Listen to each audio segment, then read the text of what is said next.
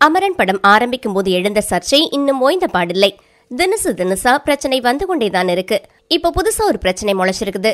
அமரன் திரைப்படத்தில் ஒரு காட்சியில் தன்னுடைய செல்போன் நம்பரை துண்டு சீட்டில் எழுதி சிவகார்த்திகேயன் மேல் சாய் பல்லவி போடுவது போல காட்சி இருக்கிறது. அந்த சீட்டில் உள்ள செல்போன் நம்பர் சென்னை ஆழ்வார் திருநகரைச் சேர்ந்து வி வாகேசன் என்ற பொறியியல் மாணவருடையது.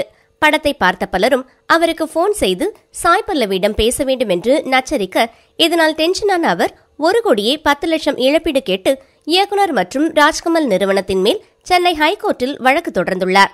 இந்த சம்பவத்திற்காக அமரன் படத்தின் தயாரிப்பாளர் விவியிடம் மன்னிப்பு கேட்டுள்ளார். மேலும் திரைப்படத்தில் மனுதாரரின் மொபைல் எண் இடம்பெற்றிருந்த காட்சியில் அவரது எண் மறைக்கப்பட்டு காட்சி மாற்றி அமைத்து தணிக்கை குழுவினரின் சான்றிதழையும் கோர்ட்டில் சமர்ப்பித்தனர்.